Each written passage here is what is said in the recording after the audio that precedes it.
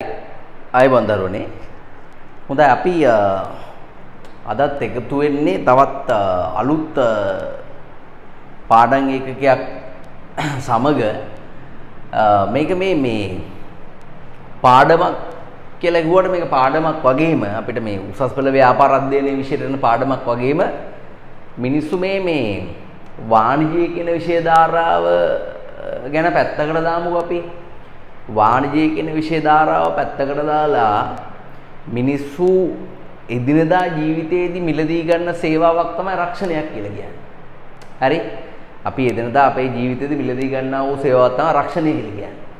ඉතින් මට මේ පාඩම සම්බන්ධව මනා පැහැදිලි කිරීමක් කරන්න පුළුවන්. හරි? පුතාලා අනිත් වීඩියෝස් හොඳට බලලා ඇති. ඒ වීඩියෝස් වල තියෙන විදිහට මනා පැහැදිලි කිරීමක් මනා පරිචයක් සහිතව මේක පැහැදිලි කරන්න පුළුවන්. මොකද මේක අපිට ප්‍රායෝගික අත්දැකීමක් තියෙන විෂය ධාරාවක් නිසා. හරි? සාමාන්‍ය විභාගෙදී ලොකු ලකුණු සංඛ්‍යාවක් මේ පාඩමට වෙන් කරන්න නැති වුණත් ලකුණු වෙන් කරන්නා වූ සමහර පාඩම් වලට වඩා ලකුණු වෙන් කරන්නේ නැති මේ පාඩම සාමාන්‍ය ජීවිතේට මාර ලකුණු ප්‍රමාණයක් කරන් දෙන පාඩමක්.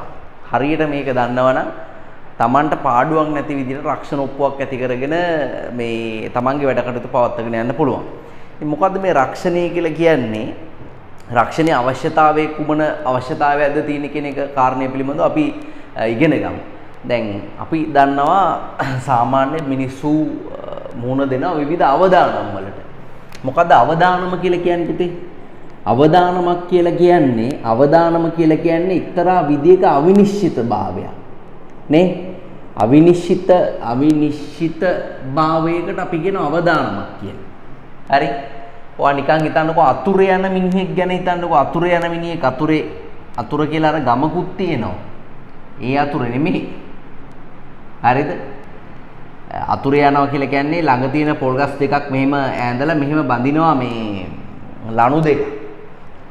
මොකද පොල් ගහෙන් ගහට නගිනවට වඩා මේ ලණුවෙන් මේ පැත්තට මාරුණා ලේසි නැත්තම් මේ ගහෙන් බෑලා මේ ගහට නැගලා ආයි මේ ගහෙන් බෑලා ඕම නගින්න ගියාම නගිනවා බහිනවා අන්තිමට නැග ගන්න බෑ.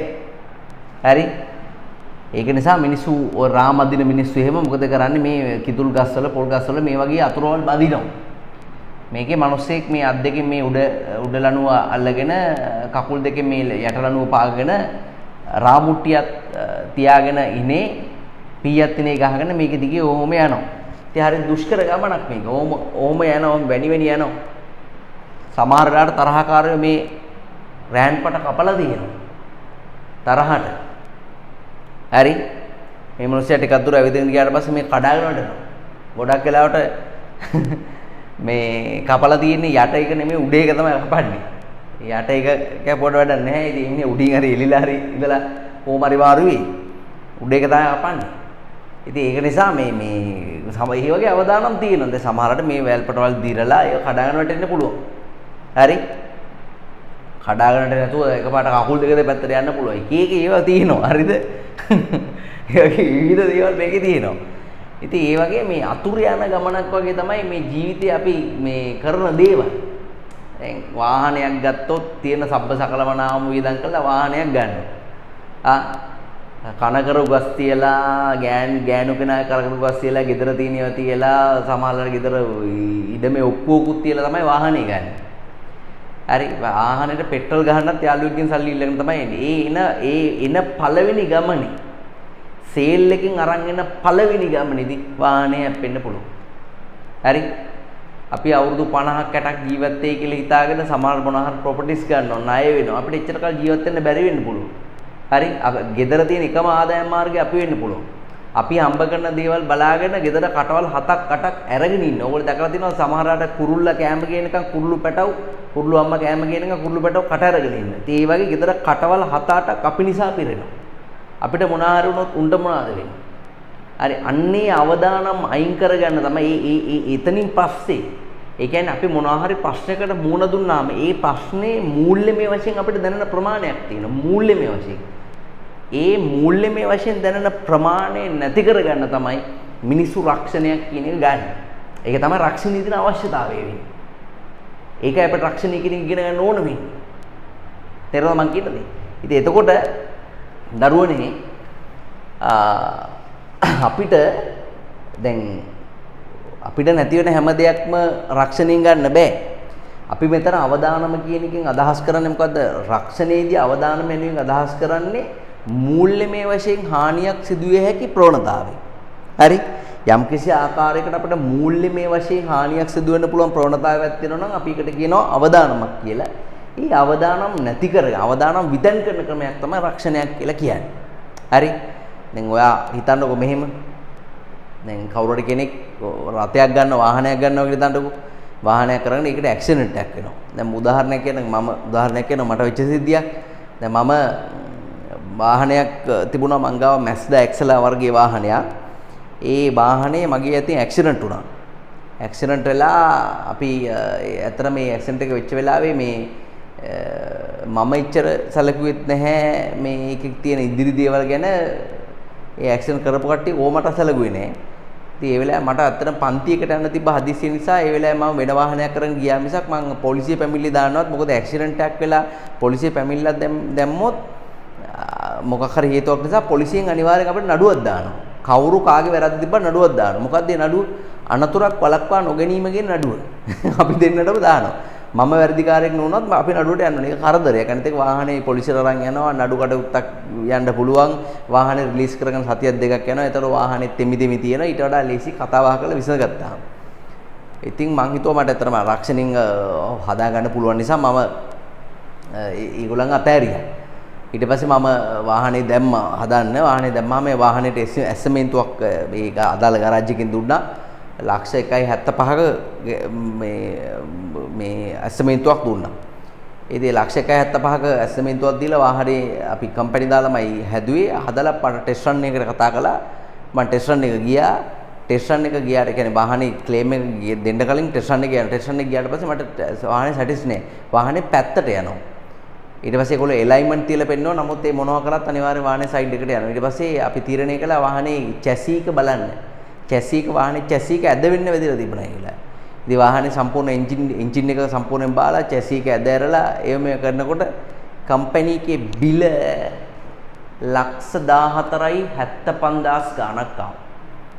1.75කට එස්ටිමේට් එක ආපු එක ලක්ෂ 14,75,000ක් ආවා. ඊට පස්සේ ආපහු අපි එස්ටිමේට් එකක් දාලා ඉන්ෂුරන්ස් එකට කතා කරලා ඉන්ෂුරන්ස් එකේ වෙලාවේ අඬලා දොඩලා අමාරුවෙන් මම සල්ලි ටික ගත්තා. හරි. මට අතිනුත් ගාණක් මගේ පාඩු වුණා. ලක්ෂ 3ක් විතර මට පාඩු වුණා. නමුත් මම ලක්ෂ 11ක් විතර වගේ මං ඉන්ෂුරන්ස් එක පාස් කරගත්තා.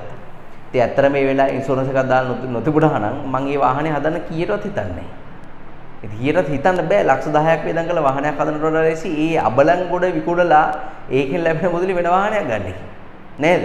ඒ නිසා සමහර වෙලාවට අපි හිතුවට අපිට කරදරයක් කියලා අපි පස්සේ එලෝගෙන ඉන්න රක්ෂණ නියෝජිතයා සමහරවිට අපිට හිතනවා අපිට කරදරයක් කියලා. නමුත් අපිට අත්‍යවශ්‍ය සේවාවක්. හරිද? ඒක ඒගොල්ලන්ගේ බිස්නස් එක වුණාට අපිට ඒක අත්‍යවශ්‍ය සේවාවක්. මං කියන්නේ සෑම පුද්ගලයෙක්ම ජීවිතේ අඩුම තරමේ එක රක්ෂණ ඔප්පුවක්වත් තියෙන. එකකට වඩා වැඩි සංඛ්‍යාවක් තිබ්බට කිසි ගැටලුවක් නැහැ. ඒක තමන්ගේ ජීවිතේට ඉතුරුමක් විදිහට වටිනවා. අවදානමකට ඇත්තටම ඌමනාවක් වෙනවා ඒක. දැන් ජීවිත රක්ෂණ ඔප්පුවක් දැම්මාම ගොඩක් වෙලාවට ශරීරයේ ප්‍රධාන අවයව පහට. ඒ කියන්නේ මොළය, ඒ වගේම හදවත, ඒ වගේම වකුගඩු, අක්මාව මේ ඒ වගේ මේ විවිධ අවයව වලට ඒ කියන්නේ ප්‍රධාන අවයව වලට සිදුවෙන අනතුරු වලදී එහෙම නැත්නම් සිදුවන ඔපරේෂන්ස් වගේ දේවල් කරන්න ගියාම හොස්පිටල් එකට ගියාම ඒවා කරන්න සමහර රජයේ රෝහලක ඉඳියොත් එම අපිට වේටින් ලිස්ට් වල ඉන්න වෙනවා. අපිට කාලයක් ඉතින් ඒ රෝග දරාගෙන ඉන්න අමාරු නම් අපිට අපේ ජීවිතෙන් වන්දි ගෙවන්න වෙනවා. ඉතින් එහෙම වුණොත් අපේ යැපෙන්නන්ට ඒගොල්ලන්ගේ ජීවන තත්ත්වේ අපි හිටපු කාලේ වගේ තියාගන්න බෑ. يعني මම නැති වුණොත් මගේ ගෙදර මිනිස්සු කාපු බීපු විදිය. මම නැති වුණොත් මගේ ගෙදර මිනිස්සු ගමන් බං ගිය විදිය. අඳින පළඳින විදිය ඔක්කොම වෙනස් වෙන්න පුළුවන්. ඉතින් ඒවා ඒ විදිහට තියාගන්න නම් අනිවාර්යෙන් අපි අපේ ජීවිතේ නොමැති වීමේ, අපි අසනීප වීමේ, අපි ශල්‍ය කර්මයකට බඳුන් කිරීමේ අවදානම කියන එක අනිවාර්යෙන්ම අපි කළමනාකරණය කර ගැනීම අත්‍යවශ්‍යම කාරණයක්. ඒක අත්‍යවශ්‍යයි. ඉතින් එවැනි දෙයකට තමයි ගොඩක් වෙලාවට මේ රක්ෂණය කියන එක මිනිස්සු මිලදී ගන්න. දීපල වලට මිලදී ගන්නවා, ජීවිත වලට මිලදී ගන්නවා. හරි? ඒතර මේක givisuma. හරි මේකට සම්බන්ධ මේ වගේ රක්ෂණ givisumකට දරුවනේ සම්බන්ධ වෙනවා ප්‍රධාන පාර්ශ්ව කීපයක්ම. හරිද? රක්ෂණ givisumකට සම්බන්ධ වෙනවා ප්‍රධාන පාර්ශ්ව කීපයක්ම. කවුද මේ රක්ෂණ ගිවිසුමට සම්බන්ධ වෙන පාර්ශව ප්‍රධාන වශයෙන් සම්බන්ධ වෙනවා රක්ෂිතයා. හරි. තව සම්බන්ධ වෙනවා රක්ෂකයා. හරි, මේ තමයි ප්‍රධාන පාර්ශව දෙක. රක්ෂිතයා යනුවෙන් අදහස් කරන්නේ මෙයාට අපි පුතා පළමු පාර්ශවය කියලාත් කියනවා. මෙයාට අපි කියනවා පළමු පාර්ශවය කියලා. හරි, පළමු පාර්ශවය. රක්ෂකයාට අපි කියනවා දෙවන පාර්ශවය කියලා. දෙවන පාර්ශවය. රක්ෂිතයාට අපි කියනවා පළමු පාර්ශවය කියලා. රක්ෂකයාට කියනවා දෙවන පාර්ශවය කියලා.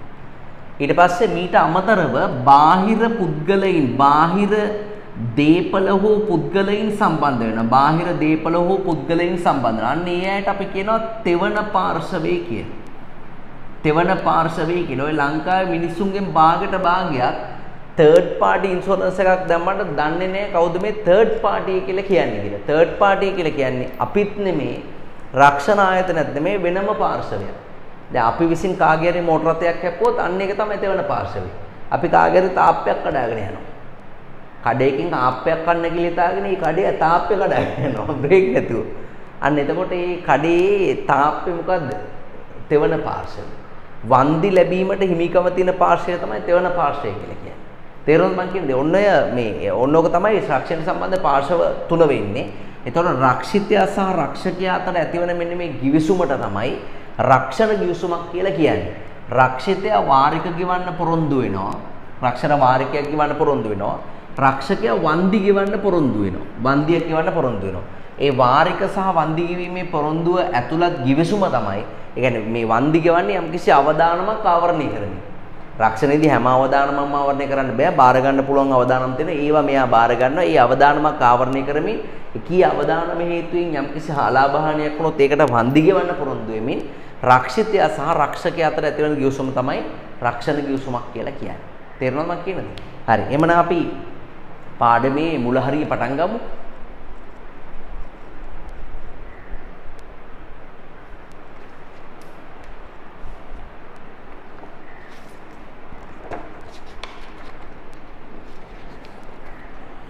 හොඳයි, ඔයගොල්ලන්ගේ ටියුට් එකේ දෙවන පිටුව පෙන්නන්න අංක 2 පිටුව. ඒකේ රක්ෂණය කියන්නේ මොකක්ද කියලා ලියන්න තියෙනවා. අපි ලියමු මෙහෙම. රක්ෂිතයා විසින් වාරික ගෙවීමටත් රක්ෂිතයා විසින් වාරික ගෙවීමටත්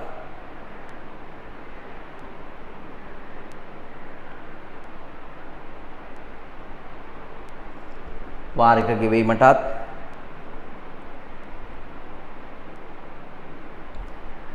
ආවරණය කරන ලද උපද්‍රව හේතුවෙන්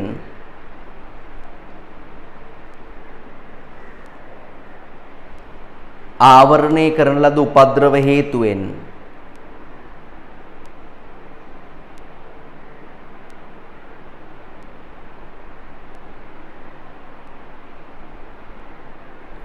උපද්‍රව හේතුවෙන්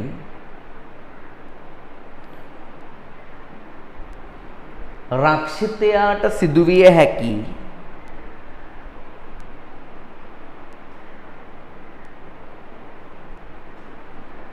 අලාභ සඳහා වන්දි ගෙවීමටත්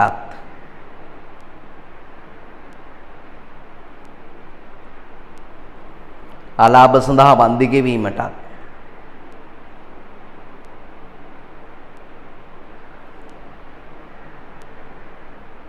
වන්දි ගෙවීමටත්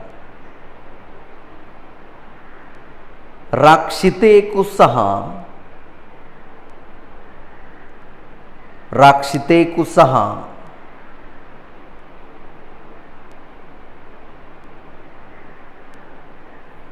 රක්ෂකේකු අතර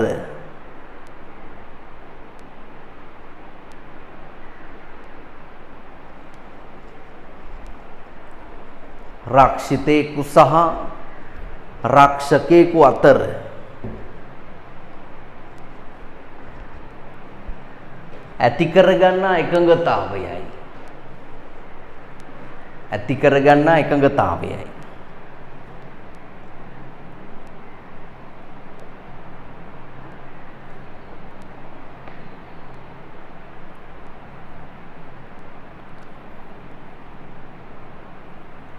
එකඟතාවයයි.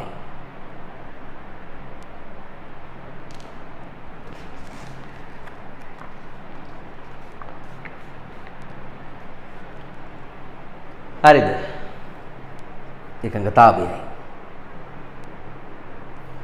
හරි. ඔයිට වඩා වෙනස් නිර්වචනක් තියෙනවා රක්ෂණය සම්බන්ධයෙන්. නමුත් ඕගොල්ලන්ගේ විෂය නිර්දේශයේ ඇතුළේ තියෙන නිර්වචනය තමයි ඕක. සමහර පාසල් වල සමහර උපකාරක පන්තිවල ගුරුවරු දෙනවා මේ රක්ෂණය කියලා කියන්නේ මේ වාරික තුලින් ගොඩනැගපු අරමුදලක් පාවිච්චි කළා සැබෑ ලෙසම අවදානමට ලක් වූ පාර්ශවයට වන්දි ගෙවීමේ ක්‍රමයක් තමයි රක්ෂණය කියලා කියන්නේ කිලිවෙලා. නමුත් ඒකත් හරි. මේ නිර්වචනේත් හරි. වැරදි නෑ. මේ නිර්වචනේත් හරි. නිර්වචන දෙකම පාවිච්චි වෙනවා. දැන් රක්ෂණයේ වැදගත්කම අපි කතා කරාම පුතාලා රක්ෂණයේ වැදගත්කම නැත්තම් ප්‍රතිලාභ පිළිබඳව කතා කරාම රක්ෂණයේ වැදගත් වෙනවා සමාජ රක්ෂණ ක්‍රමයක් විදිහට වැදගත් වෙනවා. සමාජ ආරක්ෂණ ක්‍රමයක් විදිහට. ඒ කියන්නේ සමාජයේ මිනිසුන්ගේ ජීවන තත්ත්වය පවත්වා ගන්න රක්ෂණය කියන එක උපකාර වෙනවා. ඊට අමතරව රක්ෂණය කියන එක වැදගත් වෙනවා දරුවනේ උපකාරක සේවාවක් විදිහටත් අනිවාර්යයෙන්ම වැදගත් වෙනවා. ඒ වගේම ආර්ථික සංවර්ධනයට මේකෙන් දායකත්වයේ සපයනවා. ආර්ථික සංවර්ධනයට අවශ්‍ය කරන දායකත්වයේ සපයනවා. දැන් රක්ෂණ නීතියක් තියෙනවා හැම රක්ෂණ ආයතනයක්ම අනිවාර්යයෙන්ම පොදු සමාගම් වෙන්නම ඕන. ඒක නීතියක්. මිලකල සමාගම් නෙමේ පොදු සමාගම් වෙන්න ඕන. ඉතින් පොදු සමාගම් විදිහට නිකන් පටන් අරගන්න නැහැ. ඒගොල්ලෝ කොටස් වෙළඳපොලේත් ගොඩක් වෙලාවට රෙජිස්ටර් වෙනවා. මොකද ලංකාවේ මූල්‍ය වෙළඳපොලේ අතරමැදියෙක් විදිහට රක්ෂණ ආයතන කටයුතු කරනවා. ඉතින් ඒක නිසා දැන් මේ වගේ ආයතන පුතේ රක්ෂණ ආයතන වැඩි වෙන්න සේවා නියුක්ති අවස්ථා වැඩි වෙනවා. කොටස් නිකුත් කරන හින්දා කොටස් වෙළඳපොළ සංවර්ධනය වෙනවා. ඊට පස්සේ අපි ගත්තාම මේ ආයතන වල තියෙන මුදල් අරමුදල් වලින් යම්කිසි ප්‍රමාණයක් රාජ්‍ය සුරුකුම් පත්‍රවල අනිවාර්යෙන් ආයෝජනය කරන්න ඕනේ. ඒක නීතියක්. හරි රජය නිකුත් කරන භාණ්ඩාගාර බිල්පත් බැඳුම් කර වගේ දේවල් ආයෝජනය කරන්න ඕනේ. ඉතින් එතකොට ආර්ථික සංවාදයට අවශ්‍ය කරන මුදල් අනිවාර්යයෙන්ම ලැබෙනවා.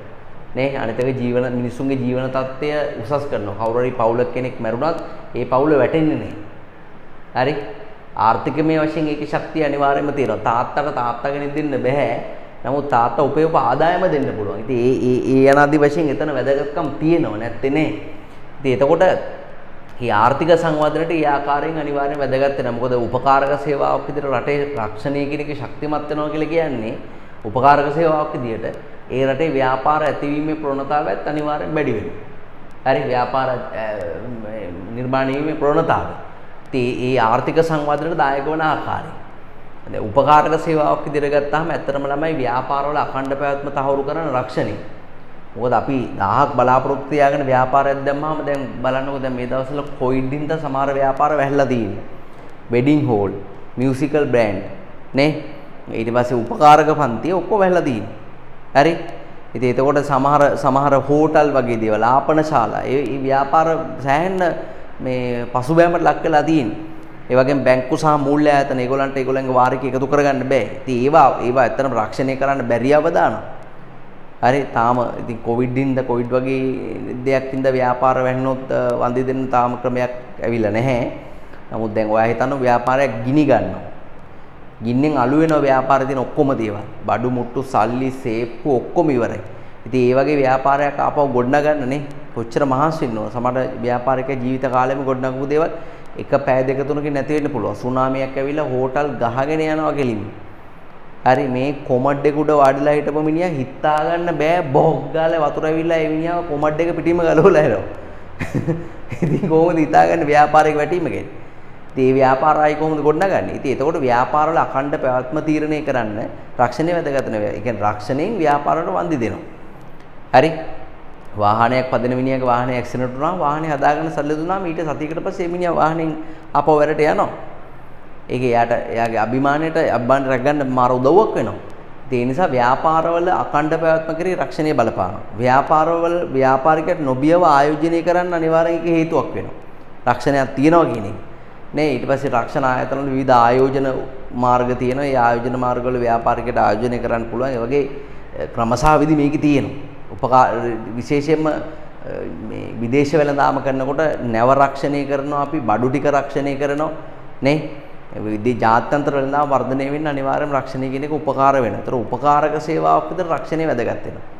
ඒතර අනිත් එක තමයි සමාජීය වශයෙන් වැදගත් වෙනවා රක්ෂිතයෙක්ගේ මරණයකදී අපෙන්නට වන්දි ගෙවනවා. වෛද්‍ය ආධාර දෙනවා. ඉතුරුම් ක්‍රමයක් විදිහට වැදගත් වෙනවා. දූ දරුවන්ට ශිෂ්‍යත්ව දෙනවා. ඒගොල්ලෝ කසාද බඳිනකොට විවාහ දායාද දෙනවා. නේ ඉතින් ඒ වගේ අර මිනිසුන්ගේ ජීවන තත්ත්වය උසස් කරන්නත් රක්ෂණය කියන එක වැදගත් වෙනවා. ඒ කියන්නේ පැතිකඩයන් කීපයක් ගත්තාම ඒ පැතිකඩයන් කීපයකටම රක්ෂණය කියන එක වැදගත් වෙනවා. හරි? ඒකයි මම පාඩම පටන් ගන්නකොට කිව්වේ ඇත්තට මේ කොමර්ස් පේපර් එකේ මේකට අපිට අඩු ලකුණු ප්‍රමාණයක් ආවට BS පේපර් එකට අපිට අනිවාර්යයෙන්ම මේ සාමාන්‍ය ජීවිතේට මේක උපකාර වෙනවා. රයිට්. රක්ෂණයේ වැදගත්කම එමෙතන වාසි බලන්න. සමාජ රක්ෂණ ක්‍රමයක් ලෙස වැදගත් වන ආකාරය. රක්ෂිතයාගේ මරණයකදී යැපෙන්නන්ට වන්දි ගෙවනවා. ඉරි ගහගෙන යැපෙන්නන්ට වන්දි ගෙවීම. ඒ වගේම රක්ෂිතයාගේ ශාරීරික දුබලතා සඳහා වන්දි ගෙවනවා. ශාරීරික දුබලතා සඳහා.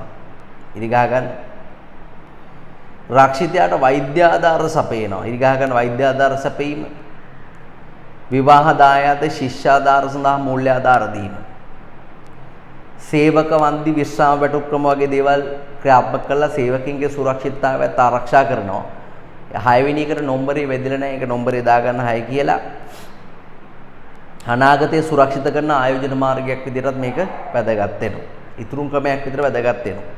හරි උපකාරක සේවාවක් විදිහට රක්ෂණයේ වැදගත්කම අපි ලියමු. මෙම ලියන්නේ. ව්‍යාපාරවල අඛණ්ඩ පැවැත්ම තහවුරු කිරීමට දායක වීම.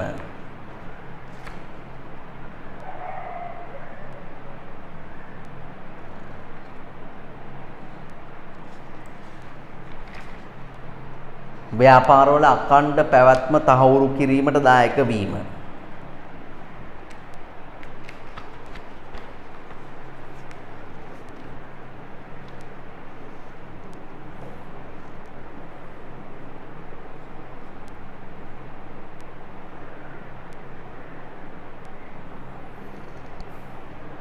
ඊට පස්සේ ජාත්‍යන්තර වෙළඳාම සඳහා වැදගත් වීම.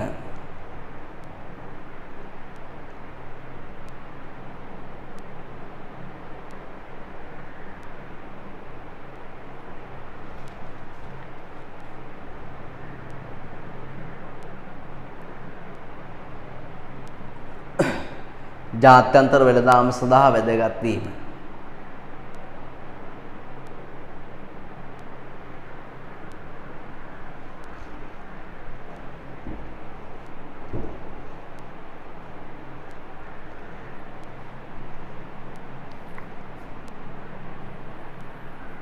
වැදගත් වීම.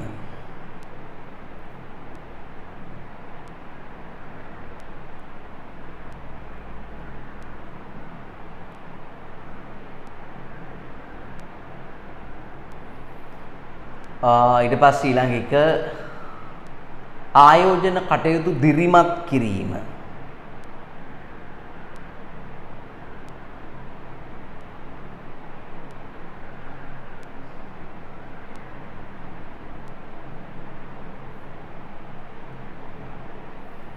ආයෝජන කටයුතු දිරිමත් කිරීම.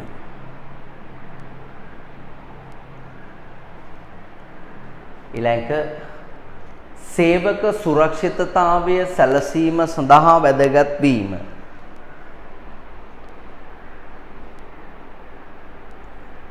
සේවක සුරක්ෂිතතාවය සඳහා වැදගත් වීම.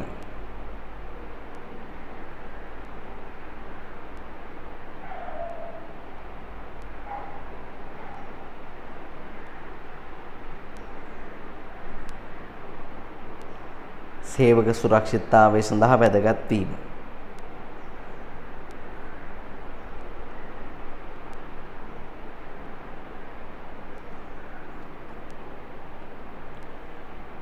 ව්‍යාපාරයේ වත්කම් සඳහා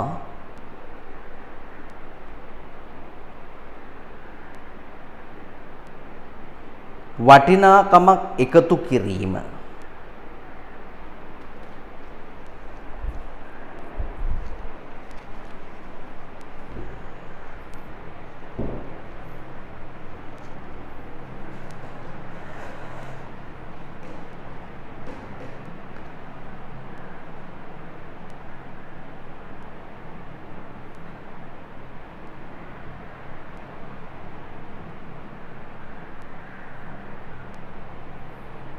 වත්කම් සඳහා වටිනාකමක් එකතු කිරීම.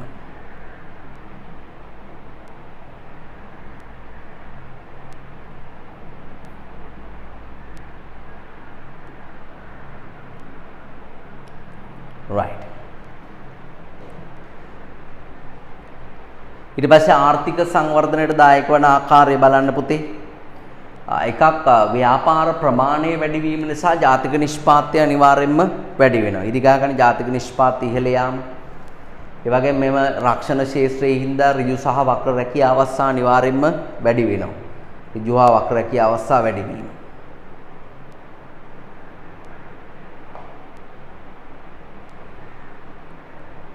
right. ඒ වගේම මේ ආර්ථික සංවාදයට අවශ්‍ය කරන ප්‍රාග්ධනය රැස් කරන්න පුළුවන්. ජාත්‍යන්තර වෙළඳාම් වර්ධනය වෙනවා. කොටස් වෙළඳපොළ වගේ තැන්වල ආයෝජන අනුපාතය ඉහළ යනවා. ඒවා highlight කරගන්න.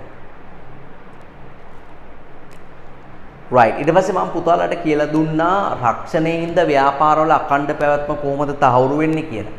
මොනවා හරි මූල්‍යමය වශයෙන් හානියක් වුණොත් ඒ මූල්‍ය හානිය රක්ෂණ ආයතනයෙන් ගෙවනවා අපිට. මූල්‍ය හානිය ගෙවන නිසා අපිට ව්‍යාපාරي යථා තත්ත්වයටපත් කරගන්න පුළුවන්. නේ?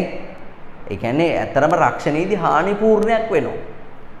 හරි හානිපූර්ණයක් වෙනවා. ජීවිතය සම්බන්ධයෙන් හානිපූර්ණයක් වෙන්නේ නැති වෙනම කතාවක්. දැන් තාත්තා මැරුණාම රක්ෂණ ආයතනයෙන් තාත්තා කෙනෙක් දෙන්නේ නැහැ.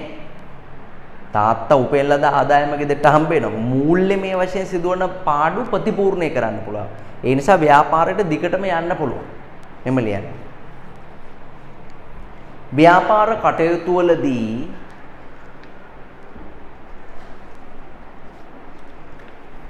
ගිනි ගැනීම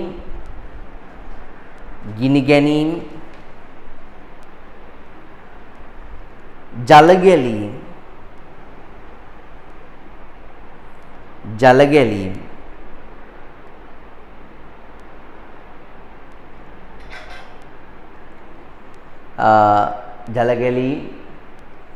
සොර සතුරු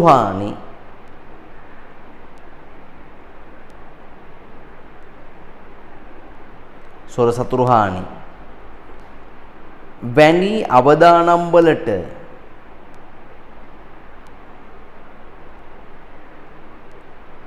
වැනි අවදානම් වලට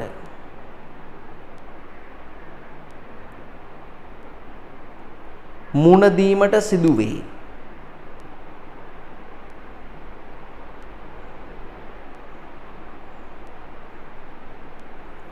වැනි අවදානම් වලට මුණ දීමට සිදුවේ.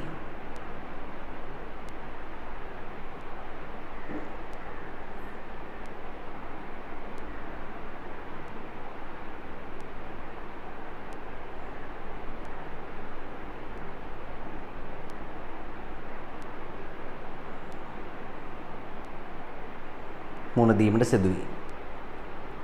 එම අවදානම්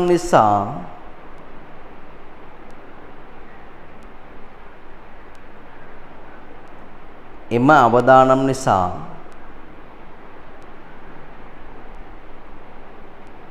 ඇතිවන මූල්‍යමය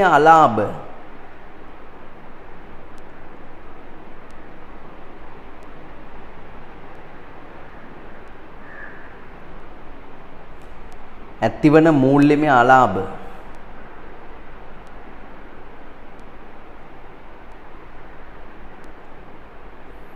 රක්ෂණ ඔප්පුවක් මගින්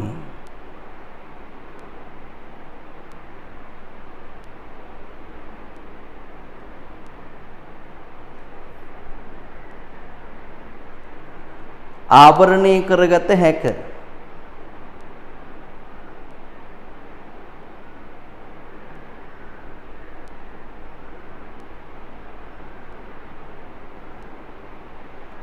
රක්ෂණ ඔප්පුවක් මගින් ආවරණය කරගත හැක.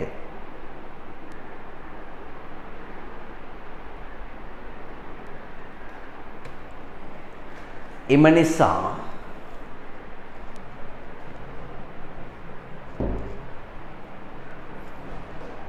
ව්‍යාපාර කටයුතු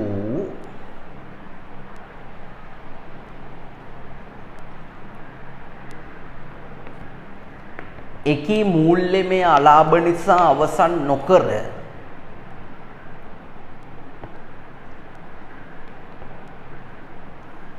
එකී මූල්‍යමය ආලාභ නිසා අවසන් නොකර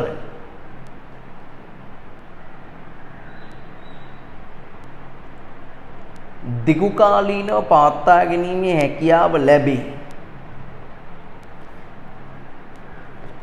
දිගුකාලීනව පවත්වා ගැනීමේ හැකියාව ලැබේ.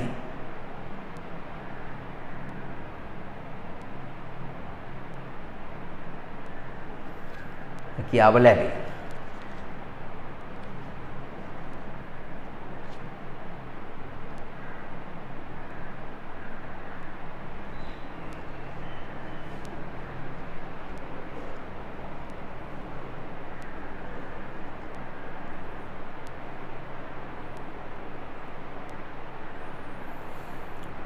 right හරිද හරි එhmenan ඒක කොටස ඉවරයි ඊට පස්සේ අපි ඊළඟ පිටුවේ ඔයාලට මම කියලා දුන්නේ රක්ෂණයට සම්බන්ධ පාර්ශ්ව තුනයි පුතේ පළමු පක්ෂය දෙවන පක්ෂය සහ තෙවන පක්ෂය ඔයා නිතර මතක තියාගන්න ඕනම සම්බන්ධයකදී පළවෙනි පක්ෂයේ විදියට සැලකෙන්නේ යෝජනාව ඉදිරිපත් කරන එක්කෙනා පළවෙනි පක්ෂයේ වෙන්නේ යෝජනාව ඉදිරිපත් කරන එක්කෙනා. දැන් අපි බැංකුවකින් ණය ඉල්ලලා මිසක් බැංකුව අපිට එලවගෙන ඉල්ල ණය දෙන්නේ නැහැ. නේද? එහෙම කරනවද? අපි පාරේ යනකොට බැංකුවේ කවුරු හරි කෙනෙක් මෝටර් සයිකලයකින් මන්නේකුත් අරගෙන එලවගෙන එනවා. අපේ පිටිපස්සේ. අරන් ඇවිල්ලා පිහිය වෙල්ලට තියලා කියනවා ගනි ලෝන් එකක් ගනි කියනවා. එහෙම කියනවද? එහෙම කියන්නේ නැහනේ. අපි බැංකුවට ගිහිල්ලා බැඳ වැටිලා ඇප්ලිකේෂන් එකක් පුරවලා අපි තමයි ණය ඉල්ලන්නේ. ඒතර ණය ඉල්ලන ණයගතිය පළවෙනි පක්ෂේ. ණයහිමියා දෙවෙනි පක්ෂේ. ප්‍රේම සම්බන්ධයකෙත් එහෙමයි. යාළු වෙන්න අහන එක්කෙනා තමයි පළමු පක්ෂේ. කැමැත්ත දෙන එක්කෙනා පිළිගන්න එක්කෙනා තමයි දෙවන පක්ෂේ. තේරුණාද? යෝජනාව ඉදිරිපත් කරන එක්කෙනා. යෝජනාව ඉදිරිපත් කරන එක්කෙනා. දැන් රක්ෂණයේ වචන පොඩ්ඩක් වෙනස් ඉතින් ඇත්තට. රක්ෂණයේ තියෙන වචන චුට්ටක් ඒ කියන්නේ රක්ෂණ දැන් ගිවිසුම් රක්ෂණයත් එක්ක ගිවිසුම් නීතිය ලංකාවේ තියෙන ගිවිසුම් නීතිය බැඳෙනවා.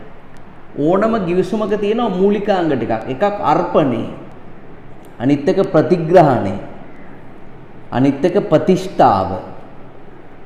අනිත් එක ගිවිසුම් ශක්්‍යතාවය. ගිවිසුම් ශක්්‍යතාවය. හරි ඊට පස්සේ වළංගු ගිවිසුමකට එළඹීමේ අදහස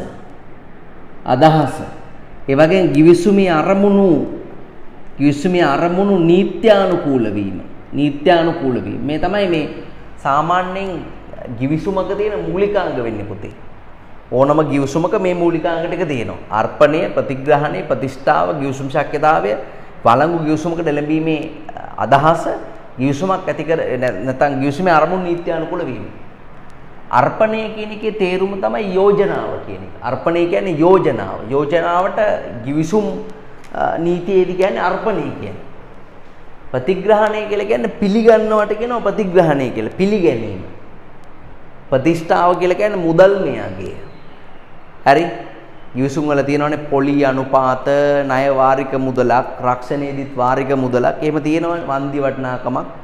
ගිවිසුම් ශක්්‍යතාවය කියන්නේ ගිවිසුම් වලට එළඹීමට තියෙන හැකියාව. සමහර මිනිස්සු ඉන්නවනේ ඒගොල්ලන්ට ගිවිසුම් වලට එළඹෙන්න බෑනේ. වයස අවුරුදු 18ට වඩා අඩු නම් ගිවිසුම් වලට එළඹෙන්න බෑ සමහර ගිවිසුම් වලට. නේ කසාද ගිවිසුම් වලට වගේ දේවල් වලට වයස අවුරුදු මන් දන්නේ කීයද වයස කියලා. 16ද ඒ වගේ වයසක් තියෙනවා. එතනින් යට ඉන්න අයට කසාද බඳින්න බෑ. එක එක ආගම් සහ ජන කොට්ටාස අනුව ඒවා වෙනස් වෙනවා. හරි? සමහර ආගම්වල අවුරුදු 12න් 13න් බඳින්නත් පුළුවන් සමහර ආගම්වල එහෙම බඳින්න බෑ. එතකොට ඒ වගේ මේ ගිවිසුම් ශක්්‍යතාවය කියලා කියන්නේ බීමත් කෙනෙක් සිහි විකල් කෙනෙක් ඒ වගේ කෙනෙක්ට ගිවිසුම් වල ලැබෙන්න බෑ. දැන් සිහිය විකල් පිස්සෙක්ව කසාද බඳින්න බෑ. පිස්සෙක්ව කසාද බැඳිය නොහැක. නමුත් කසාද බැඳපු සෑම කෙනෙක්ම පිස්සෙක් විය හැක. හරිද? එහෙම එකක් තියෙනවා. නේද? පිස්සෙක්ව ගිවිසුම් ශක්්‍යතාවය වෙනවා පිස්සෙක්ව කසාද බැඳිය නොහැක. නමුත් කසාද බැඳපු ඕනෑම අයෙකු පිස්සෙකු විය හැක. එහෙම හැකියාවක් තියෙනවා. මොකද සීවිකල් වෙච්ච පුද්ගලයා බීමත් පුද්ගලයා බාලවයස්කාරයා දන්නේ නැහැ තමන් එළමෙන ගිවිසුමේ ප්‍රමාණය හෝ ස්වභාවය.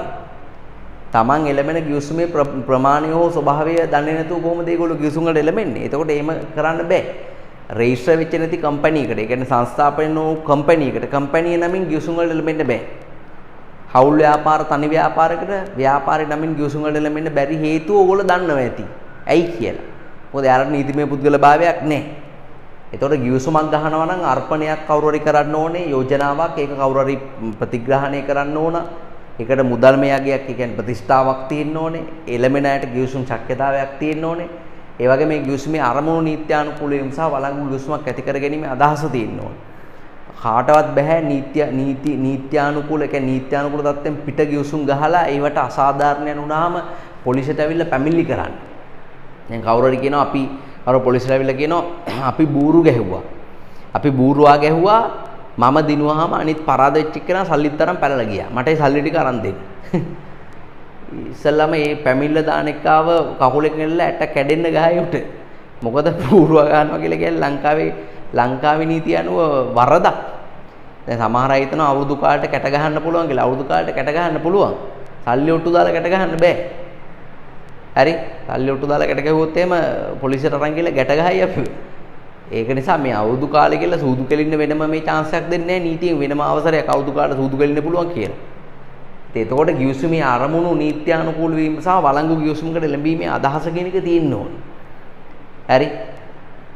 ඔය සමහර රක්ෂණ නියෝජිතයෝ යාළුවෙන් අහන්නේ කෙල්ලන්ගේ අහනව නේද? රක්ෂණ නියෝජිතයෝ කෙල්ලන්ගේ යාළුවෙන් අහනවා. රෝස මලක් එහෙම දීලා දන ගහලා කෙල්ල ඉස්සරහා අනේ නංගි මගේ ආදර අර්පණය ඔයා ප්‍රතිග්‍රහණය කරන්නකෝ. මට දෑවැද්ද වගේ කිසිම ප්‍රතිෂ්ඨාවක් ඕනේ නැහැ. අනිත් එක ඔයාටයි මටයි දෙන්නටම 18ට වඩා වැඩි. මම සිහිවිකලුත් නැහැ. අපි දෙන්නටම ගිවිසුම් ශක්්‍යතාවයේ තියෙනවා. අනිත් එක කසාද මදින්නමයි මේක අහන්නේ. ඒ නිසා වළංගු ගිවිසුමක් ඇති කර ගැනීම අදහසක් තියෙනවා. කසාදේ කියලා කියන්නේ අනිවාර්යයෙන්ම ලංකාවේ නීත්‍යානුකූල ගිවිසුමක්. කරුණාකරලා පිළිගන්න. ඒ විදිහටත් අහන යාළුවෙන් අහන්නේ මොන තරම් ඉන්නවා. හරිද? ඉතින් දැන් මේ තමයි මේ වචන සෙට් එක දාලා තමයි මම ඔයාලට කිව්වේ මේ දැන් විභාගෙදී ඇහුවොත් මේ විභාගෙදී ඇහුවොත් එහෙම ගිවිසුමක තියෙන කියන්නේ රක්ෂණ ගිවිසුමක මූලිකාංග මේ රක්ෂණ ගිවිසුමක මූලිකාංග නිතරම ඕනම ගිවිසුමක යෝජනාව ඉදිරිපත් කරන පාර්ශවය තමයි පළමු පාර්ශවය. දැන් අපි තමයි රක්ෂණ ආයතනයට ගිහිල්ලා දැන් රක්ෂණ ආයතනය ඇඩ්වර්ටයිස්මන්ට් දානවා. ඔයා මෙහෙම කරන්න, ඔයාගේ ජීවිතේ මෙහෙම නැති වුණොත්, ඔයාගේ වාහනේ මෙහෙම හැප්පුණොත් ඉවරයි. ඒ නිසා ඉන්ෂුරන්ස් එකක් දාන්න කියලා ඒගොල්ලෝ ඇඩ්වර්ටයිස්මන්ට් දානවා. ඒ ඇඩ්වර්ටයිස්මන්ට් දානවා කියලා කියන්නේ දැන් සමහරව හිතනවා ඒගොල්ලෝ තමයි යෝජනා කරන්නේ අපි ඊට පස්සේ ඒක පිළි අරගෙන රක්ෂණය වෙනවා කියලා. එහෙම නෙමෙයි. දැන් රක්ෂණ නියෝජිතය අපේ පස්සෙන් ඇවිල්ලා රක්ෂණයක් දාන්න කියලා එක යෝජනාව නෙමෙයි. ඒක ඇවිල්ලා අර්පණයට ආරාධනා කිරීම. අපි තමයි ඇප්ලිකේෂන් එකක් දීලා මේ අපිව රක්ෂණය කරන්න කියලා කියන්නේ. ඒක හරියට ගෑනු ළමෙක් කොට ගවුමක් ඇඳගෙන හයි හීල්ස් දාගෙන හොඳට පැද්දි පාරේ යනවා. පිටිපස්ස බල hina වී යනවා. ඔකොල්ලෝ දෙන්නෙක් ඉන්න උන් දෙන්න දිහා බල hina වී යනවා. හරි? උන් දෙන්න බලනවා එනකොට හරි නෑ මොනවා හරි අහන්න ඕනේ නංගි කොහෙද ඉන්නේ කොහෙද යන්නේ ෆෝන් නම්බර් දෙන්න කියලා ඒ දෙන්න ඉල්ලනවා. අන්න එතකොට ඒක අර්පණය. ඒ දෙන්න තමයි අර්පණය කරන්නේ. අර ගෑල්ලා මේ කරන අර්පණයට ආරාධනා කරනවා. මගේ පිටිපස්සෙන් ඉන්න මගේ මොනවා හරි අහන්න කියලා ආරාධනා කරනවා. රක්ෂණ ආයතනයක් ඇඩ්වර්ටයිස්මන්ට් එකක් දානවා කියලා කියන්නේ අර්පණය නෙමෙයි අර්පණයට ආරාධනා කිරීම. ඒක නිසා ගොඩක් එක පටල ගන්න කාරණයක්. පාන් ගෙඩියක් ඩිස්ප්ලේ එකේ දාලා තියනවා කියලා කියන්නේ පාන් ගෙඩියක් ෂෝකේස් එකේ දාලා තියනවා කියලා කියන්නේ අර්පණය නෙමෙයි අර්පණයට ආරාධනා කරනවා. මුදලාලි මට පාන් ගෙඩියක් දෙන්න කියලා අපි ඉල්ලන්නේ. එයා පෙන්නන හින්දා. එයා තමයි මන් දෙන්නම් කියලා පිළිගන්නේ. අපි රක්ෂණයක් ඉල්ලනවා. ඒක අර්පණය. අපි පළමු පාර්ශවය. ඒගොල්ලෝ දෙන්නම් කියලා පොරොන්දු වෙනවා. ඒගොල්ලෝ දෙවන පාර්ශවය. ඒගොල්ලෝ තමයි ප්‍රතිග්‍රහණය කරන්නේ. මුදල් මෙයාගෙන් තියෙනවා වාරික සහ වන්දි වගේ දේවල්. අනිත් එක මම ගිවිසුම් ශක්්‍යතාවය ගැන පැහැදිලි කරා. ඔන්නෝම තමයි රක්ෂණ ගිවිසුමක මූලිකාංග සහ රක්ෂණයට සම්බන්ධ වෙන ප්‍රධාන පාර්ශව හැදෙන්නේ. ගිවිසුමට ඍජුව සම්බන්ධ නැති බාහිර පුද්ගලයෝ සහ දේපල තමයි දෙවන පාර්ශවය කියලා කියන්නේ. අනතුරක් වුණාම අවට තියෙන අපේ වාහන නිසා හානි වෙච්ච අනිකුත් වාහන, අනිකුත් දේපල, අනිකුත් ජීවිත. ඒ ඔක්කොම තමයි දෙවන පාර්ශවය කියලා කියන්නේ. ඒගොල්ලෝ ගිවිසුමට සම්බන්ධ වීම නිශ්චිත නෑ. වරින් වර එක පුද්ගලයා තමයි සම්බන්ධ වෙන්නේ. තේරෙනවද මම කියනද? ඒක ඒ අනතුරේ හැටියට තමයි හැමදාම එක මිනිහෙක් හප්පන්නේ නැහැ නේ අපි. එක දවසට එක මිනිස්සු හප්පෙන්නේ. එක දේපල කැඩෙන්නේ. තේරෙනවද මම කියනද? right. හරි. බලන්න අපි නෝට් එකට යමු. රක්ෂණයට සම්බන්ධ පාර්ශව කියන කොටසට එන්න බලන්නේ පාර්ශව පළමු පක්ෂයේ රක්ෂිතය මෙහෙම ලියන්න. කිසියම් අවදානමක් බාර ගන්නා මෙන්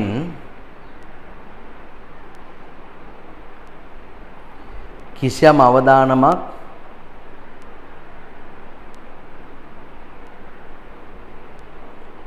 බාර ගන්නා මෙන්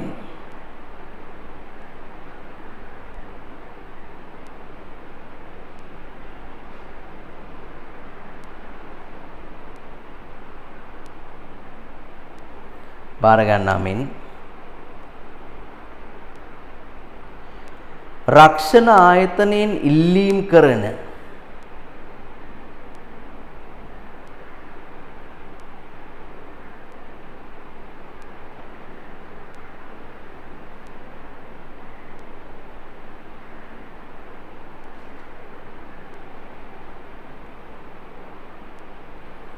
රක්ෂණ ආයතනයෙන් ඉල්ලීම් කරන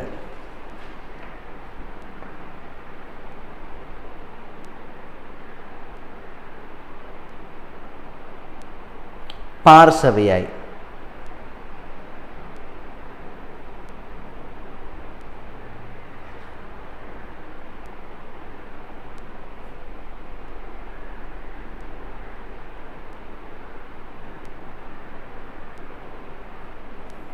පාර්ශවයයි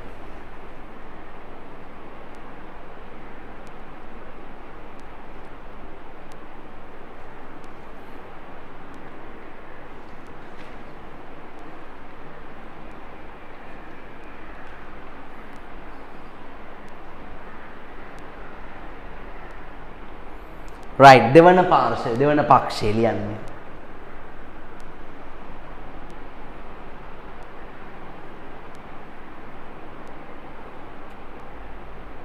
රක්ෂකයා රක්ෂිතයාගේ යෝජනාව පිළිගනු ලබන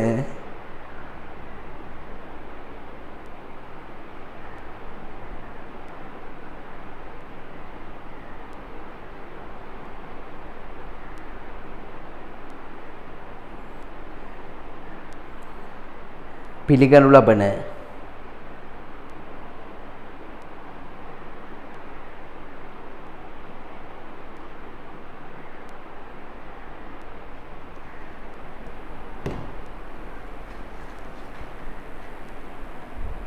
රක්ෂණ ආයතනයයි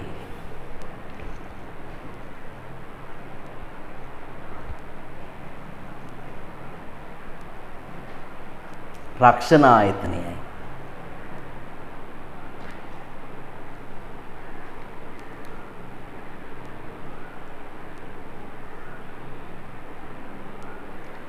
right ඊට පස්සේ බාහිර පාර්ශව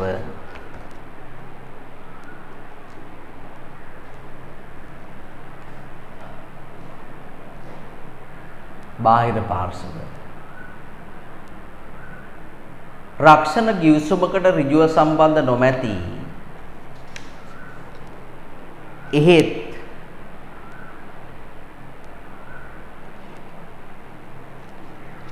රක්ෂණ ගිවිසුමකට ඍජුව සම්බන්ධ නොමැති එහෙත්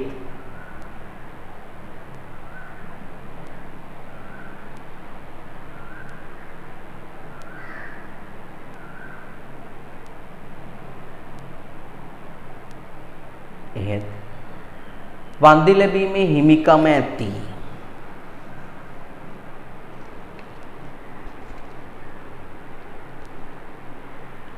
වන්දි ලැබීමේ හිමිකම ඇති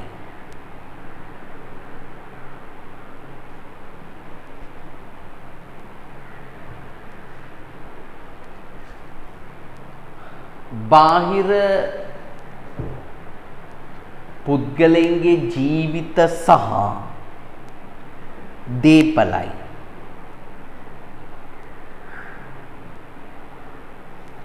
ජීවිත සහ දේපලයි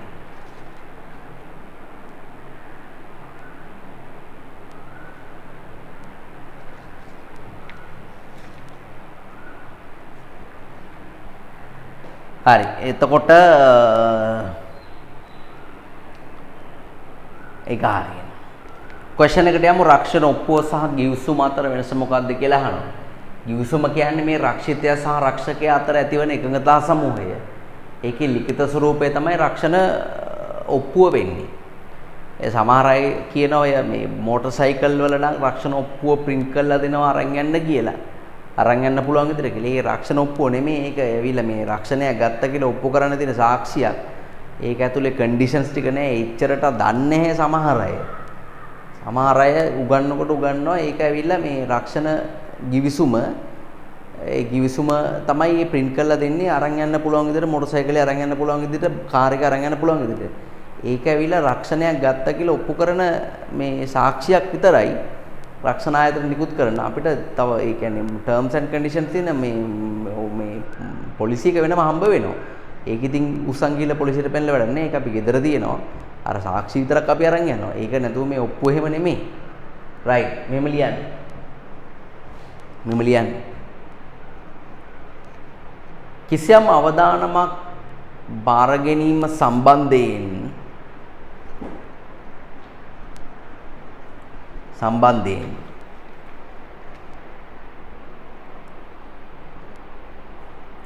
රක්ෂිතයා සහ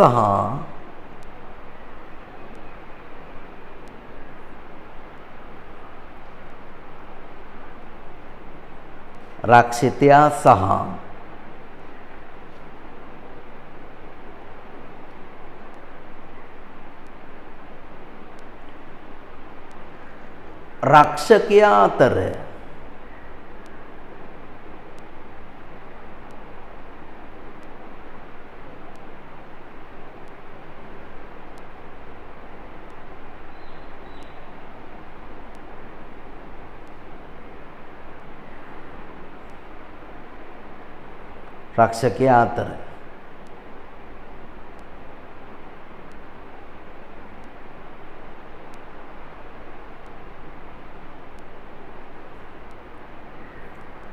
ඇති කරගත් එකඟතා සමූහය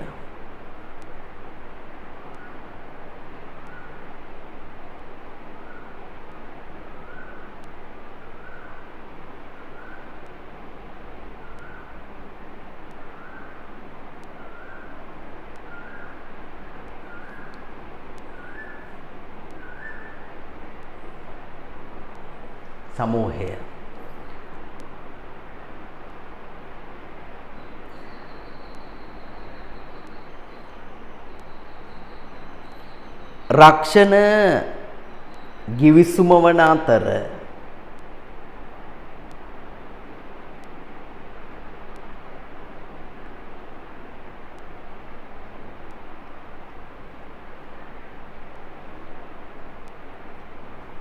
වන අතර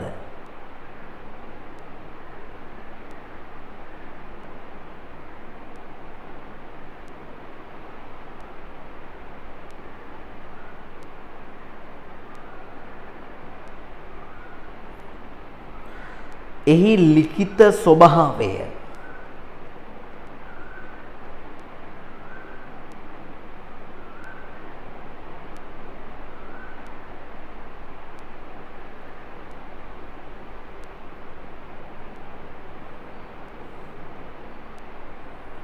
රක්ෂණ ඔප්පුව වේ.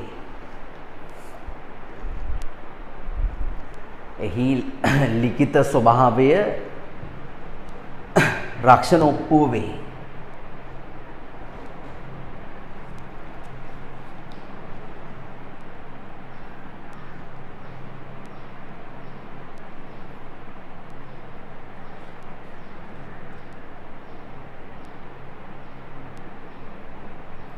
right ඊට පස්සේ ඊළඟ එකේ තියෙන රක්ෂණ ගිවිසුමක් ඇතිවීමට තිබිය යුතු මූලිකාංග කියලා කොටසක් තියෙනවා.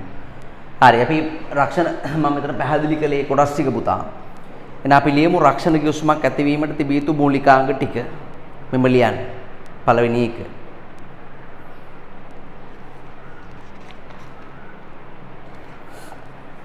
වළංගු ගිවිසුමක් ඇති කර ගැනීමේ අදහස.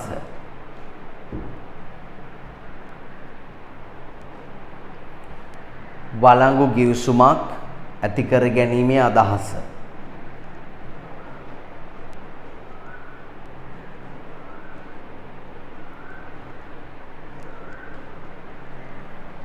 වළංගු ගිවිසුමක් ඇති කර ගැනීමේ අදහස.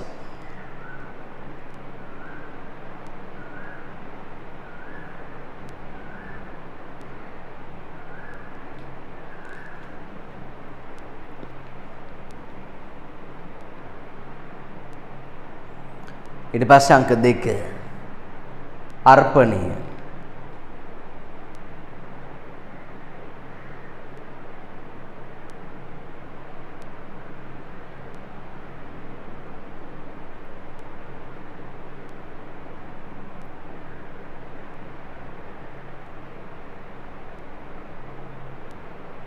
ඊළඟ එක අර්පණය කියන එකේ පුතේ ඒකේ බලන්න දෙවෙනි එකේ යෝජනාවක් රක්ෂිතයා විසින් ඉදිරිපත් කළ යුතුයි කියලා තියෙනවා නේද? ඒකේ ඉරි ගහගන්න යෝජනාවක් රක්ෂිතයා විසින් කියන එකට ඉරි ගහගන්න. ඒ රක්ෂණ ගිවිසුම ආරම්භ වෙන්න අර්පණය කියන එක වැදගත් වෙනවා.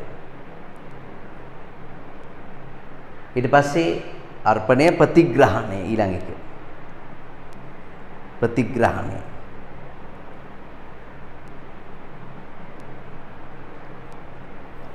ප්‍රතිග්‍රහණය කියන එකට ඒකේ විස්තරය බලලා රක්ෂකයා තහවුරු කිරීමේවත් පිළිගැනීමයි කියන එක හයිලයිට් කරගන්න.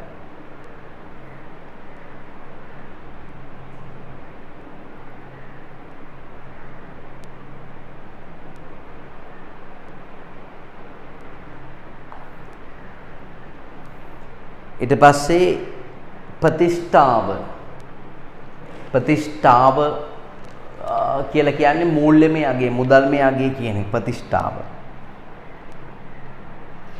ඒකේ හයිලයිට් කරගන්න මූල්‍යමය එකඟතාවය කියන එක.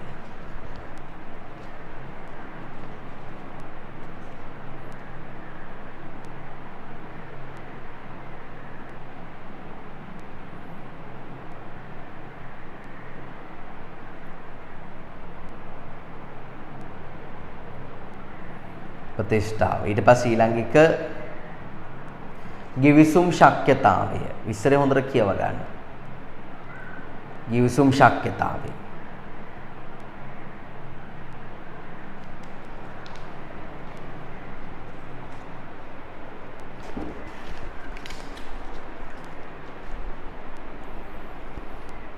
ඊට පස්සේ ඊළඟ එක ගිවිසුමේ අරමුණු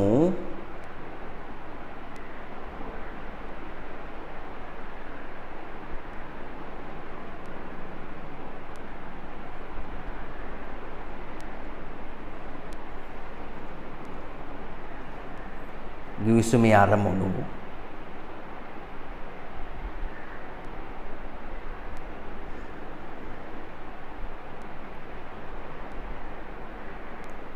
ගිවිසුමේ අරමුණු නීත්‍යානුකූල වීම.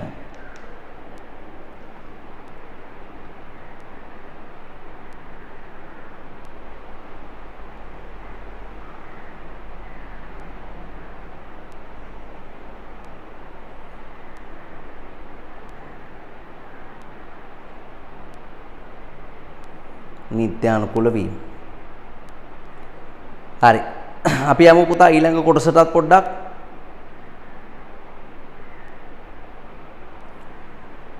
බලන්න ඊළඟ කොටසේ තියෙන අවදානම කියන කොටසට යමු අපි.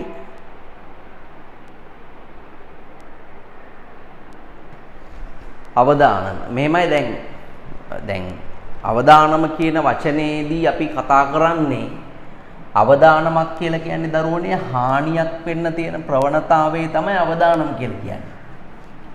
අපිට යම්කිසි හානියක් වෙන්න තියෙන ප්‍රවණතාවයට තමයි අපි අවදානමක් කියලා කියන්නේ. නමුත් ඔයා මතක තියාගන්න දැන් රක්ෂණයේදී අවදානමක් කියලා කියන්නේ මූල්‍යමය වශයෙන් ඇස්තමේන්තු කළ හැකි අලාභය. හරි අපිට මොනවා හරි අලාභයක් වෙනවා නම් මුදලින් අගය කරන්න පුළුවන් අපි අන්නේ එකට කියන අවදානමක් කියලා. හරි මූල්‍යමය වශයෙන් ඇස්සමේන්තු කළ හැකි හානියක්. අපි අලාභය කියන එක වෙනකොට හානියක් කියලා දාමුකෝ. මූල්‍යමය වශයෙන් ඇස්සමේන්තු කළ හැකි හානියක් වෙනවා නම් අපි එකට කියනවා අවදානමක් කියලා. ඒ කියන්නේ මේ අවදානම් කියන ඒවා සමහර අවදානම් තියෙන ඒවා රක්ෂණය කළ හැකි අවදානම්. රක්ෂණය කළ හැකි අවදානම්. සමහර ඒවා තියෙනවා රක්ෂණය කළ නොහැකි. රක්ෂණය කළ නොහැකි අවදානම් තියෙනවා. රක්ෂණයේදී ගන්න මූල්‍යමය වශයෙන් ඇස්සමේන්තු කළ හැකි ඒවා විතරයි. මූල්‍යමය වශයෙන් ඇස්සමේන්තු කළ නොහැකි ඒවා ගන්නෑ. දැන් යම්කිසි දෙයක් දැන් අපි මොනවා හරි විෂය වස්තුවක් අරන් ගියාම රක්ෂණ ආයතනෙට මොකද්ද මම පාවිච්චි කරපු වචනේ පුතේ? විෂය වස්තුවක්. හරි විෂය වස්තුව කියන එකෙන් අදහස් වෙන්නේ මොකද්ද? එක්ක දේපලක් එහෙම නැත්නම් ජීවිතයක්. හරි විෂය වස්තුව කියන එකෙන් අදහස් වෙන්නේ එක්ක දේපලක් එහෙම නැත්නම් ජීවිතයක්. දේපල හෝ ජීවිතය. මේ විෂය වස්තුවක් අපි රක්ෂණ ආයතනයකට අරගෙන ගියාම ඒ රක්ෂණ ආයතනේ ඒක රක්ෂණය කරනවද නැද්ද කියලා ඉස්සෙල්ලා තීරණය කරනවා. ඒගොල්ලෝ බලනවා මේක රක්ෂණය කළ හැකි අවදානම් ගොඩේ තියෙන එකක්ද කියලා. රක්ෂණය කළ හැකි අවදානම් ගොඩට ඒගොල්ලෝ ගන්නෙ මෙන්න මේ නිර්ණායක 4 ඇතුලේ තියෙන ඒවා විතරයි. එකක් තමයි අහඹුවකින් තමයි සිද්ධ වෙන්න ඕන. අහඹුවකින් සිදු විය යුතුයි. නියත වශයෙන් සිද්ධ වෙන ඒවා රක්ෂණය කරන්න බෑ. හෙට ඉර පායනකොට හරි හෙට ඉර පායනකොට මොනවා හරි අවුව වැල්ල මොනවා හරි දෙයක් වුණොත් අපේ මේක විනාශ වෙනවා මොකක් හරි කියලා එහෙම රක්ෂණය කරන්න බෑ. ඒක අනිවාර්ය නියතියක්. නියතිය.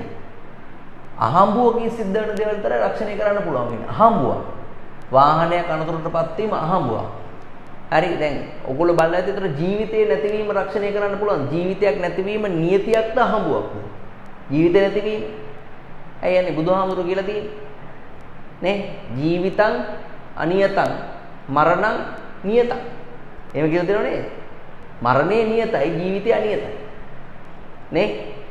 මරණය කියන එක නිශ්චිතයි. නමුත් මරණය වෙන වෙලාව කවද්ද කොහොමද ඒව නිර්වචනය කරන්න බෑ කාටවත්. මේ උගන්න ඉන්න ගමන් මා මැරලා වැටෙන්න පුළුවන් ඊළඟ තප්පරේදී. මැරෙනවා මේ ඊළඟ තප්පරේදී මැරෙනවා කීයේ හිට ඉන්න අය තව ජීවත් වෙන්න පුළුවන්. ඒවට hina කියන මුත්තින්ද නෙමෙයි. දැන් අපේ සීයා අවුරුදු 96ක් ආයෙ වළඳලා තමයි මැරුණේ. මාස 6ක් විතර එයා ඉන්දියා අන්තිම මොහොත ගත කරමින් අපි හිතුවා අද මැරෙයි හෙට මැරෙයි කියලා. සමහර හුස්ම පොදවල් එයා ගන්නවා. සමහර හුස්ම පොදවල් ගන්නවා ළමයි පිට කරනකම් අපිට සිහිය නැහැ. අපි හිතන මැරිලා කියලා. මෙහෙම අපි හිතන ඉවරයි තමයි කියලා. ඒතකොට අපි කට්ටිය ඔක්කොම මූණට මූණ බලාගෙන අම්මා එහෙම අඬන්න පටන් ගන්නකොටම දලායිදා. එහෙම ඇද්ද මාස 6ක් විතර. අපි මැරෙයි කියලා හිතන අය මැරෙන්නේ නැහැ. මැරෙන්නේ නැහැ කියලා තමයි මැරෙන වෙලාවල් තියෙනවා. ඒක ඇදීම තමයි. ඒ නිසා ජීවිතය නැති වෙන එක නීතියක් වුණාට ඒක නැති වෙන වෙලාව කොහොමද කොතෙන්ද කියන එක ඒක අවිනිශ්චිතයි. ඒක නිසා ඒක අහඹුවකින් සිද්ධ වෙන්නේ. අහඹු ලෙස සිදු වෙන්නේ. ඒකනේ කවුරුහරි මැරුණා අපි ඇත්තද කියලා අහන්නේ. ඒක නිශ්චිතයි නා අපි දැනන් ඉන්දියා කියලා එහෙම කියන්නේ නැහැ කාටවත්. අහඹුවකින් සිද්ධ වෙන දේවල් විතර රක්ෂණය කරන්න. හරි. අනිත් එක තමයි පුතේ සත්‍යාපනය කළ හැකි බව කියන එක තියෙන. සත්‍යාපනය කළ හැකි බව කියලා කියන්නේ හේතුව හිතා ගන්න පුළුවන් වෙන්න ඕනේ. හේතුව හිතා ගන්න බැරි දේවල් රක්ෂණය කරන්න බෑ. දැන් වාහනයක් අනතුරට ලක් වුණාම හේතුව හිතා ගන්න පුළුවන්. නේ අපි වාහනේ ලිස්සලාද, රියදුරු බීලාද, බ්‍රේක් පෑඩ් ගෙවිලාද, වෙන වාහනයක ගැටලාද, ගුවන් යානයක් අනතුරට ලක් වුණාම හේතුව හිතා ගන්න පුළුවන්. හිතා ගන්න බැරි හේතු නැහැනේ හිතා ගන්න පුළුවන්. කොහොම හරි සාක්ෂි වලින් හිතාගත්ත හැකි. මරණයක් වුණාම මරණයට හේතු දෙකයි තියෙන්නේ. එක්ක ස්වභාවික මරණයක් නැත්නම් අනතුරක්.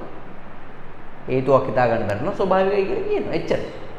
සත්‍යාපනය කරන්න විභාගයක් පේන්න වෙන්නේ හේතු, ආදරයක් අහිමි වෙන්නේ හේතු. ඒව හිතා ගන්න බෑ. අනේ මන් දන්නේ ඇයි යාමට දැන් ආදරේ නැත්තේ කියලා. දන්නේ නැහැ. හේතුවක් හිතා ගන්න බෑ. කෙල්ලකින් ඇහුවාමත් කෙල්ල කියනවා මට හිතා ගන්නත් බෑ මන් දැන් ආදරේ නැහැ. හේතු හිතා ගන්න බෑ. සත්‍යාපනය කළ හැකි භාවය කියන එක වැදගත් වෙනවා. අහඹුවකින් සිදුවීම සත්‍යාපනය කළ හැකි බව, ඒ වගේම පුතා පුරෝකතනය කළ හැකි බව. පුරෝකතනය කළ හැකි භාවය කියලා කියන්නේ මුදලින් අගය කරන්න පුළුවන් වෙන්න ඕන. මුදලින් අගය කරන්න බැරි කිසිම දෙයක් රක්ෂණය කරන්න බෑ. හරි? ආදරයේ කරුණාව රක්ෂණය කරන්න පුළුවන්. ආදරයේ කරුණාව. එක්කෙනෙක් ගිහිල්ලා ඉන්ෂුරන්ස් ආයතනයකට කියනවා මට කරුණාව රක්ෂණය කරන්න ඕන. ඉන්ෂුරන්ස් ආයතනය මුණට මුණ බලගෙන පිස්සුද සර් කරුණාව රක්ෂණය කරන්න බෑ. එතකොට අරයා කෑ ගහනවා. සිරිපාලට උගේ ගෑණි රම්මණිකව රක්ෂණය කරන්න පුළුවන් නම් මට මගේ ගෑණි කරුණාව රක්ෂණය කරන්න බැරි ඇයි කියලා අහනවා.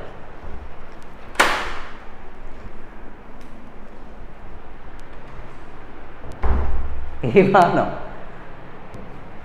බැලුවාම කරුණා කියන්නේ මිනිහගේ ගෑණි. එයාව රක්ෂණය කරන්න පුළුවන්. කරුණාව, මෛත්‍රිය, ආදරය කියන සංකල්පේ රක්ෂණය කරන්න බෑවට වටිනාකමක් දෙන්න බෑ.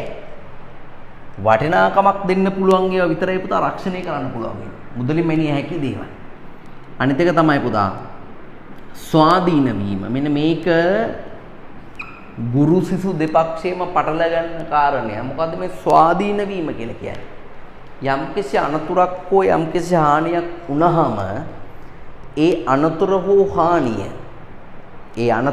හානිය වෙනත් ලාභවලින් වෙන්කර හඳුනා ගැනීමේ හැකියාවක් තියෙන්න ඕනේ. අනතුර හෝ හානිය. දැන් අපිට ඕන්න මගේ වාහනේ ගිහිල්ලා තාප්පයක් කඩාගෙන යනවා ඉස්සරහා. දැන් වාහනේ සාමාන්‍ය වින්ඩ් ස්ක්‍රීන් එක හරියට වෙනකන් ඩැමේජ් වෙලා. හරි? ඒ ඇස්සේ පිටිපස්සේ ඩිකියක් තැලිලා. පොඩ්ඩක් තැල්ලා තියෙනවා ඩිකිය. හරි? તો අපි වාහනේ බලන්න ආවම අපි කියන මේ ඉස්සරහා පොඩි පට්ටම් වෙලා ඩිකියත් පොඩ්ඩක් තැල්ලා. ඒතර යා බා ඩිකිය තැල්ලා තින්නවක් කියලා. අපි කියනවා අපි දන්නේ නැහැ ඩිකිය නිකන් තැල්ලා වෙන්නේ නැති. ඩිකිය අර ඉස්සරහා හැපිච් එකට තැල්ලා වෙන්නේ නැති ඩිකිය කියලා. නමුත් ඒක විශ්වාස කරන්න පුළුවන්. බෑ. දැන් පපුවේ අමාරුවේ හැදිච්ච මිනිහෙක් හොස්පිටල් එකට යවලා බෙහෙත් අරගෙන රොමයා කරනකොට ඒ මිනිස්සයා රක්ෂණ නියුතය කියනවා මගේ දතකුත් කැඩුනා කියලා. පපුවේ අමාරුව හැදිලා මගේ දතකුත් කැඩුනා. රක්ෂණ නියුතය අහනවා එහෙමක් දාලා. පපුවේ අමාරුව හැදිලා මං උඩ තට්ටුවෙන් පෙරළුණානේ. ඒ වෙලාවේ තමයි මගේ දත කැඩලා තියෙන්නේ. ඒක වෙන සීන් එකක්. ඒක ඇවිල්ලා හාදිසි අනතුරක් ඒක. ඒක වෙනම දෙයක්. පපුවේ අමාරුව වෙනම දෙයක්. ඒක රෝගයක්. රෝගයයි හදිසි අනතුරයි ඒක. ඒක දෙකක්. ඉතින් ඒ උප්පෙන් රෝගාබාධ විතර නම් ආවරණය වෙන්නේ.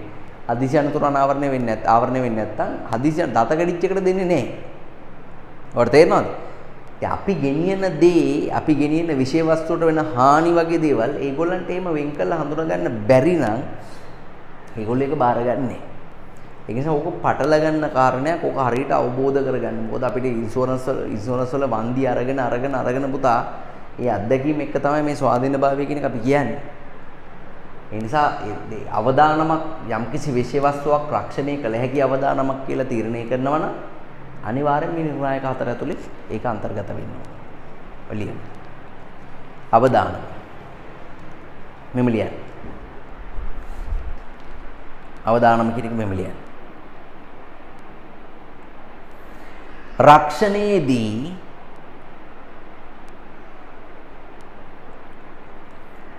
මූල්‍යමය වශයෙන් ඇස්තමේන්තු කළ හැකි රක්ෂණයේදී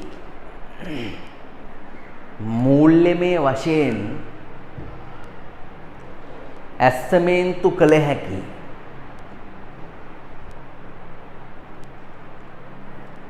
රක්ෂණයේදී මූල්‍යමය වශයෙන් ඇස්තමේන්තු කළ හැකි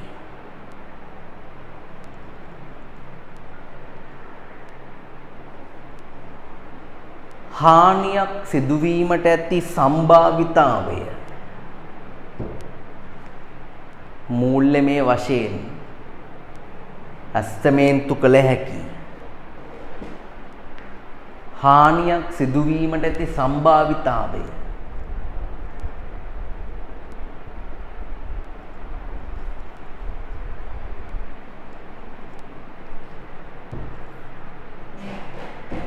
සම්භාවිතාවය අවදානම ලෙස සලකයි.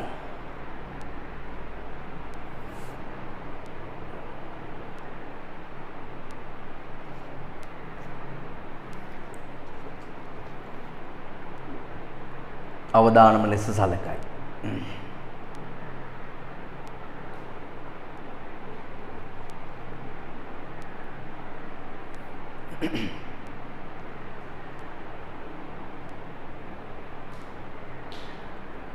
හරි. ඒතර අවදානම් බෙදනවා රක්ෂණය කළ හැකි සහ රක්ෂණය කළ නොහැකි කියලා.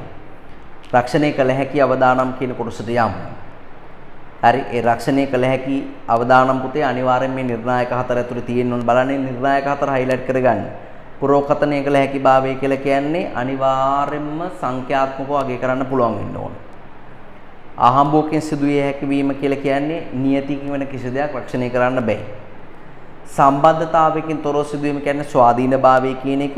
ඒ ස්වාධීනභාවය කියන එක හයිලයිට් කරගන්න. වෙනත් ලාභ වලින් වෙන් කරලා හඳුනා ගැනීමේ හැකියාව තියෙන්න ඕන. මම උදාහරණයක් වට හොඳට කියලා දුන්නා. සත්‍යාපනය කළ හැකි භාවය කියලා කියන්නේ හේතුව හිතා ගන්න පුළුවන් වෙන්න ඕනේ. ඒ සිදුවන වේලාව හේතුව හිතා ගන්න පුළුවන් දේවල් විතරයි රක්ෂණය කරන්නේ.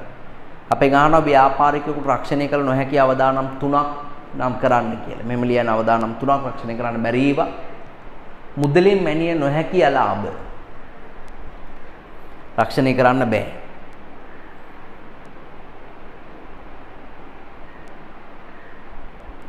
මුදලින් මැනිය නොහැකි අලාභ.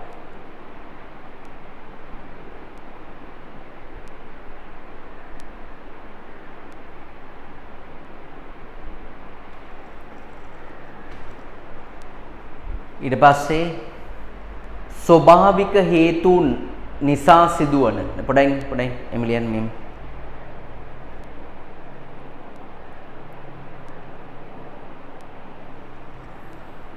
කමන්න ස්වභාවික හේතුන් නිසා සිදුවන නැශ්‍ය වීම ස්වභාවික හේතුන් නිසා සිදුවන නැශ්‍ය වීම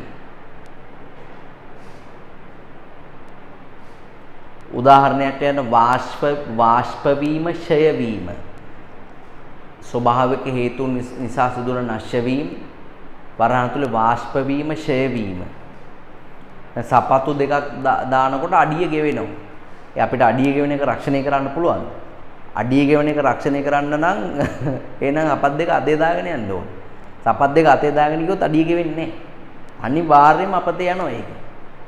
ඊට පස්සේ තම ශක්තිය සහ හැකියාවන් මත තීරණය වන දෑ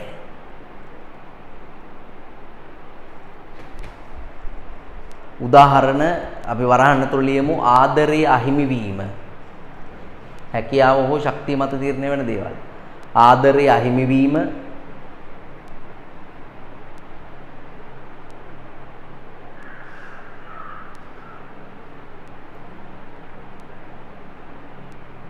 විභාග අසමත් වීම ඒව උදාහරණයකට. ඊට පස්සේ තව එකක් ලියන්න මෝස්තර යල් පැනීම. මෝස්තර යල් පැනීම.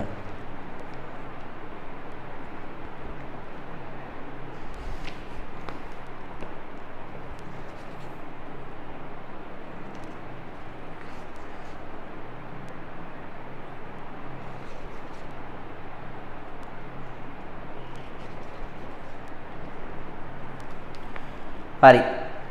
ඊට පස්සේ එහා පැත්තේ පිටුවේ පස්වෙනි පිටුවේ තියෙනවා පුතා රක්ෂණය කළ නොහැකි අවදානමක් සඳහා උදාහරණ මොනවද කියලා.